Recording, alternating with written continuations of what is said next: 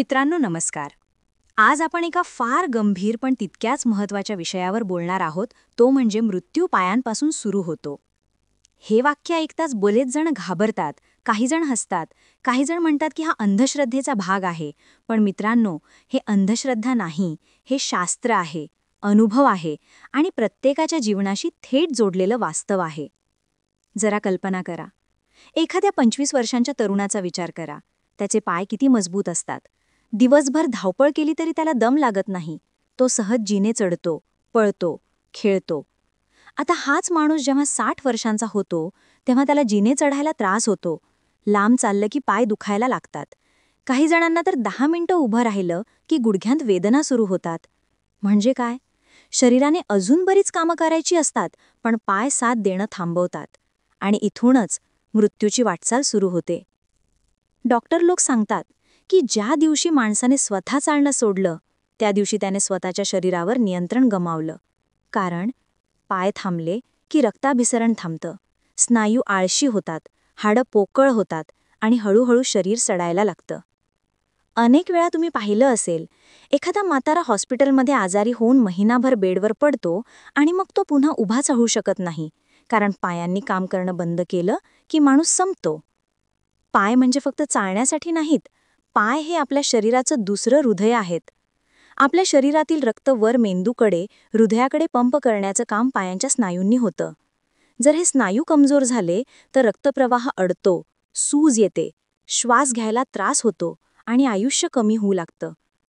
चीनमध्ये एक जुनी म्हण आहे की जर पाय मजबूत असतील तर वय वाढलं तरी माणूस जिवंत राहतो, पण पाय कमजोर झाले की शरीर जास्त काळ टिकत नाही. जपानमध्ये तर वृद्धाश्रमात एक खास चाचणी घेतली जाते की 70-80 वर्षांचे लोक जमिनीवर बसतात आणि आधाराशिवाय पुन्हा उभे राहतात का हे पाहतात. जे हे करू शकतात त्यांचं आयुष्य अजून 10-15 वर्ष वाढतं असं ते मानतात. मित्रांनो, तुम्ही लक्ष दिलं का? 90 वर्षांचे आजोबा जे स्वतःच्या पायावर चालतात ते अजूनही तंदुरुस्त असतात, पण 65 वर्षांचा माणूस जर का काठीवर अवलंबून असेल तर त्याचं शरीर आधीच हार मानायला लागलेलं असतं.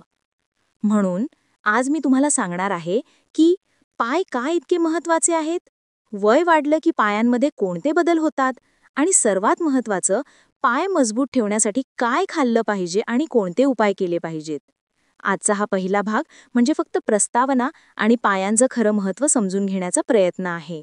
पुढच्या भागात आपण बघूया की नेमकं कोणते पदार्थ खाल्ल्यास पाय पुन्हा मजबूत होऊ शकतात. मित्रांनो, आता आपण सगळ्यात महत्त्वाच्या मुद्द्यावर येतो आणि तो म्हणजे पाय मजबूत ठेवण्यासाठी योग्य आहार. कारण शरीरातली अर्धी लढाई स्वयंपाकघरातच जिंकली जाते. चुकीचं खाल्लं की पाय कमकुवत आणि योग्य खाल्लं की पाय दगडासारखे मजबूत. आता विचार करा, पायांचं मुख्य बळ कोणत्या गोष्टीवर अवलंबून आहे? हाडं आणि स्नायू. हाडांसाठी लागतो कॅल्शियम, व्हिटॅमिन डी, मॅग्नेशियम आणि स्नायूंसाठी लागतात प्रथिने. त्यामुळे हे पोषक घटक रोज मिळाले तर पाय आयुष्यभर मजबूत राहतात. आता सुरुवात करूया दुधापासून.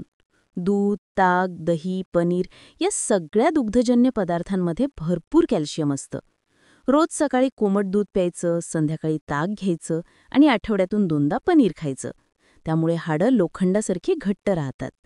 आपल्याकडे अनेक लोक दूध पचत नाही म्हणून टाळतात, पण मग पर्याय आहे तीळ, रागी आणि जवस. रागीच्या भाकऱ्या, तिळगुळ किंवा जवसाची पूड ताकात टाकली तरी तोच परिणाम मिळतो. पुढे पाहूया हिरव्या पालेभाज्या. पालक, मेथी, शेपू, तांदूळजा, माठ, हरभऱ्याचा पाला या भाज्यांमध्ये कॅल्शियम, लोह, फायबर आणि अँटीऑक्सिडंट्स असतात. यामुळे रक्त तयार होतं, थकवा जातो आणि स्नायूंना ताकद मिळते. आठवड्यातून किमान 3दा पालेभाज्या खाल्ल्या पाहिजेत. आता डाळी आणि कडधान्यांवर येऊ. तूर डाळ, मूग डाळ, मसूर, हरभरा, राजमा, उडीद हे सगळं प्रथिनांचा उत्तम स्रोत आहे. आपल्याला वाटतं फक्त मांसाहारी लोकांना प्रथिने मिळतात, पण खरं म्हणजे शाकाहारी डाळीही स्नायूंना पुरेशी ताकद देतात. रोजच्या जेवणात डाळ नक्की असावी. पुढे आहे सुकामेवा. बदाम, अक्रोड, काजू, मनुका, खजूर, अंजीर, तीळ आणि जवस. यात omega 3 fatty acid, calcium, magnesium आणि चांगले फॅट्स असतात. हे फॅट्स हाडं गुळगुळीत ठेवतात, सांध्यांतील वेदना कमी करतात आणि स्नायूंना ऊर्जा देतात. म्हणून रोज सकाळी 5 बदाम, 2 अक्रोड, 1 चमचा तीळ खा. आता मसाल्यांबद्दल बोलूया. आपले स्वयंपाकघरातलं हळद, आले, लसूण हे पायांसाठी औषधच आहे. हळदेत कर्क्युमिन नावाचं द्रव्य असतं जे सांध्यांतील सूज कमी करतं. आलं आणि लसूण रक्ताभिसरण सुधारतात, रक्त पातळ करतात आणि पायातील स्नायूंना ताजं रक्त पोचवतात. म्हणून रोजच्या जेवणात हे मसाले वापरलेच पाहिजेत. आता व्हिटॅमिन डीचं महत्त्व. व्हिटॅमिन डी शिवाय कॅल्शियम शरीरात शोषलंच जात नाही.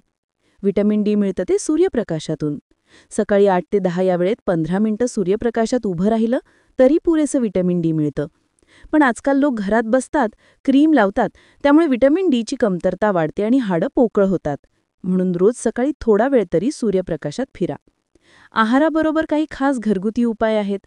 आठवड्यातून एकदा हळद घालून दूध प्यायचं. यामुळे फक्त पाय नाही तर संपूर्ण शरीर मजबूत होतं. तसंच हाडांसाठी अंजीर भिजवून खा. रात्री 2 अंजीर पाण्यात भिजवा आणि सकाळी ते पाणी आणि अंजीर दोन्ही खा. यात भरपूर कॅल्शियम असतं. अशा प्रकारे आहारातून पायांना ताकद दिली तर कोणतंही वय असो, 60 असो किंवा 80, तुमचे पाय अजूनही तरुणासारखे मजबूत राहतील. मित्रांनो, आहार ही सवय आहे.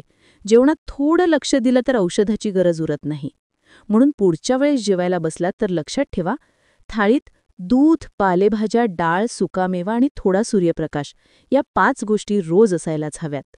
मित्रांनो, फक्त योग्य आहार खाल्ल्याने काम भागत नाही.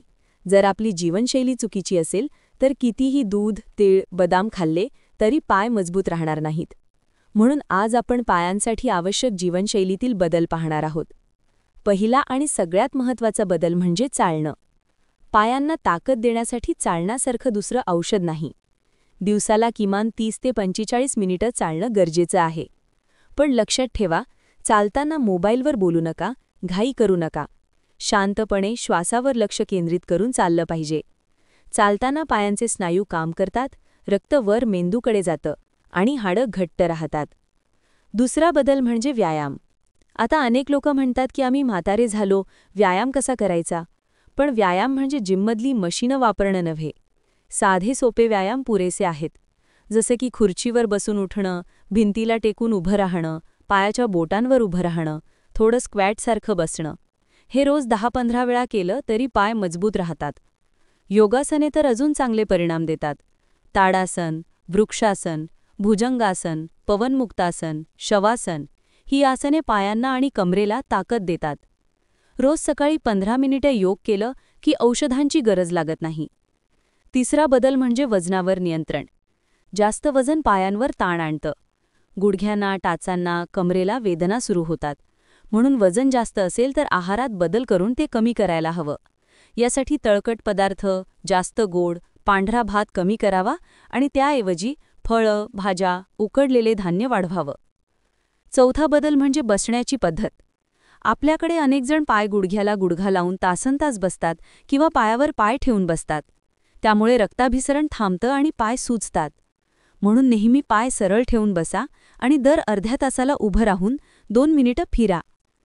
पाचवा बदल म्हणजे पाण्याचं सेवन. शरीरात पाणी कमी झालं की स्नायूंना गोळे येतात, हाडं सुकतात. दिवसाला किमान 8 ग्लास पाणी प्यायलं पाहिजे. विशेषतः कोमट पाणी प्यायल्याने सांध्यांमध्ये लवचिकता टिकते. सहावा बदल म्हणजे पायांची काळजी. रोज रात्री झोपायच्या आधी कोमट पाण्यात थोडं मीठ टाकून पाय धुवावेत. यामुळे थकवा निघून जातो, रक्ताभिसरण सुधारतं आणि झोप छान लागते. कधीकधी नारळाच्या तेलाने किंवा तिळाच्या तेलाने पायांना मसाज करावा. पायांच्या तळव्यावर मसाज केल्याने डोक्यापर्यंत आराम पोचतो, कारण पायांच्या तळव्यांमध्ये शरीराचे सगळे बिंदू असतात. सातवा बदल म्हणजे झोप. पुरेशी झोप न घेतल्यास स्नायू कमजोर होतात, थकवा वाढतो. म्हणून रात्री 6 ते 7 तासांची झोप आवश्यक आहे. आठवा बदल म्हणजे सवयींवर नियंत्रण. धूम्रपान, दारू, जास्त कॉफी, जास्त चहा हे सगळं हाडं पोकळ करतं, कॅल्शियम शोषायला अडथळा आणतं. म्हणून या सवयींपासून दूर राहा. मित्रांनो, जीवनशैलीतील हे छोटे छोटे बदल खूप मोठा फरक घडवतात. तुम्ही 60 वर्षांचे असाल तरी रोज चाललात, थोडं व्यायाम केलात, योग्य वजन ठेवलत, पुरेसं पाणी पिलत, पायांना तेल मालिश केलीत तर तुमचे पाय 30 वर्षांच्या तरुणासारखे ताजेतवाने राहतील. लक्षात ठेवा, औषधाने आजार थांबतो, पण सवयींनी आयुष्य वाढतं. म्हणून आजपासूनच या सवयी अंगीकारा आणि मृत्यूला पायांपासून दूर ठेवा. मित्रांनो, आपण आत्तापर्यंत 3 मोठे मुद्दे पाहिले.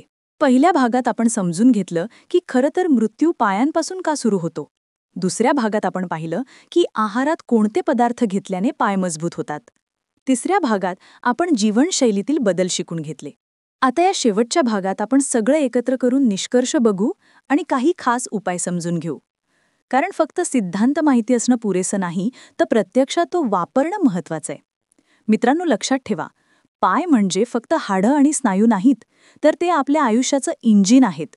इंजिन बंद झालं की गाडी थांबते, तसंच पाय थांबले की माणूस थांबतो. म्हणून पाय जपणं म्हणजे आयुष्य जपणं. आता काही सोपे पण प्रभावी उपाय बघू. पहिला उपाय म्हणजे सकाळी उठल्याबरोबर पाय जमिनीवर ठेवण्याआधी हलकेच हातांनी पाय चोळा. यामुळे रक्तप्रवाह सुरू होतो, सुन्नपणा कमी होतो. दुसरा उपाय म्हणजे आठवड्यातून किमान एकदा पाय कोमट पाण्यात मीठ टाकून 15 मिनिटं भिजवावेत. यामुळे थकवा नाहीसा होतो, स्नायूंना आराम मिळतो आणि झोप चांगली लागते. तिसरा उपाय म्हणजे दररोज पायाच्या बोटांना हलकं ताण द्या. पायाची बोटं वर ओढा, खाली दाबा, गोल फिरवा. हे साधे व्यायाम सांध्यातील तेल कायम ठेवतात. चौथा उपाय म्हणजे आहारात नेहमी गूळ तिळाचा समावेश करा. गुळामुळे रक्तात आयर्न वाढतं, तिळामुळे कॅल्शियम मिळतं आणि हाडं दगडासारखी घट्ट राहतात. पाचवा उपाय म्हणजे नारळाचं किंवा तिळाचं तेल हलकं गरम करून रोज झोपण्याआधी पायांना मालिश करा. यामुळे केवळ पाय मजबूत होत नाहीत, तर मेंदूला शांतता मिळते. सहावा उपाय म्हणजे शक्यतो जमिनीवर बसून जेवा. जमिनीवर बसून उभं राहण्याच्या क्रियेमुळे पायांना व्यायाम मिळतो. सातवा उपाय म्हणजे चप्पल किंवा बूट निवडताना काळजी घ्या.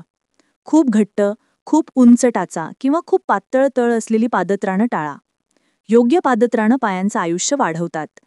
आठवा उपाय म्हणजे दररोज थोडं तरी अनवाणी गवतावर किंवा जमिनीवर चालणं. यामुळे शरीराला नैसर्गिक ऊर्जा मिळते आणि पायांना बळ मिळतं. आता एक महत्त्वाची गोष्ट, मानसिकता. जर आपण नेहमी म्हणालो की मी म्हातारा झालोय, माझे पाय साथ देत नाहीत, तर खरंच ते साथ देणं थांबवतात. पण जर रोज स्वतःला सांगितलं की मी अजून सक्षम आहे, माझे पाय अजून मजबूत आहेत, तर शरीर त्या विचाराला प्रतिसाद देतं. म्हणून सकारात्मक विचार ठेवा. मित्रांनो, निष्कर्ष असा आहे की पायांची काळजी म्हणजे औषध नाही, तर रोजची सवय आहे. दूध, पालेभाज्या, सुकामेवा, सूर्यप्रकाश हे खा. रोज चालणं, व्यायाम, पायांची स्वच्छता आणि मसाज करा. चुकीच्या सवयींना दूर ठेवा. हे सगळं जर तुम्ही अंगीकारलं तर 60, 70, 80व्या वर्षीही तुम्ही अजून तरुणासारखे चालू शकता. तुमचं आयुष्य फक्त वाढणार नाही, तर त्या वाढलेल्या दिवसांना उत्साह मिळणार आहे. शेवटी एवढंच म्हणेन, मृत्यू पायांपासून सुरू होतो हे खरं आहे, पण जर पायांची योग्य काळजी घेतली तर मृत्यूला अजून खूप लांब थांबावं लागेल. म्हणून आजपासूनच ठरवा, स्वतःच्या पायांना महत्त्व द्या, त्यांची रोज पूजा करा, कारण पाय मजबूत म्हणजे आयुष्य मजबूत. मित्रांनो, जर हा व्हिडिओ आवडला असेल आणि अजून असाच उपयोगी व ज्ञानवर्धक कंटेंट पाहायचा असेल तर लगेच चॅनल सबस्क्राईब करा आणि बेल आयकॉन दाबायला विसरू नका.